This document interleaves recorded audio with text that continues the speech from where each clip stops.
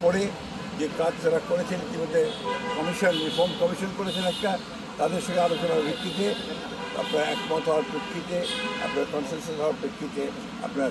দ্রুত নির্বাচন দেওয়ার বিষয়টা আমরা তাদের সঙ্গে কথা বলেছি। আমরা প্রশাসনে যে সমস্ত ব্যক্তি এখনও যারা দোষর ছিলেন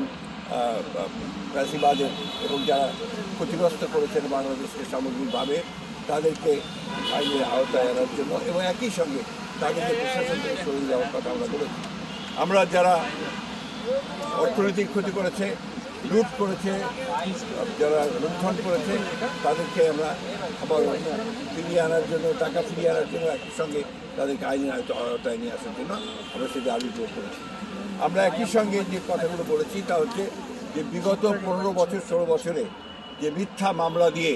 রাজনৈতিক নেতা কর্মীদেরকে যে হয়রানি করা হয়েছে, সেই মামলাগুলো প্রত্যাহার করার ব্যাপারে আমরা নীতিগত সিদ্ধান্তের কথা বলেছি। তারা একমত হয়েছেন, তারাও আপনাদের সামনে কথা বলবেন, এই বিষয়গুলো তারা একমত হয়েছেন। আমরা দ্রব্যমূল্যের ব্যাপারে অত্যন্ত জোরালোভাবে বলেছি যে এই সরকারের অন্যতম প্রধান ব্যর্থতা হচ্ছে দ্রব্যমূল্য নিয়ন্ত্রণে না নিয়ে আসতে পারা। সেটা তারা বলেছেন যে তারা এগুলো কাজ করছেন, এই কাজগুলো তারা দ্রুত সরকার চেষ্টা করবে। সব শেষে আমরা আপনার আইন শৃঙ্খলা পরিস্থিতির কথা বলেছি এবং একই সঙ্গে আমরা সবশেষে যে কথাটা বলা আবারও বলেছি যে আপনার এই একটা অভিযান, আমরা অতীতেও অনেক অভিযান দেখেছি, সেই ধরনের কোনো পুনরাবৃত্তি যেন না হয়, অর্থাৎ কোনো ইনোসেন্ট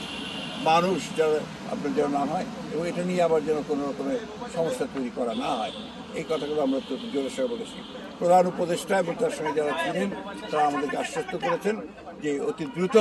তারা নির্বাচনের ব্যবস্থা করছেন এবং তিনি বলেছেন যে ডিসেম্বরের মধ্যে তিনি নির্বাচনের ব্যবস্থা করবে, তারা কাজ করছেন। আমরা আশা করব যে জনগণের আশা যেটা আছে, প্রত্যাশা আছে, যদি দ্রুত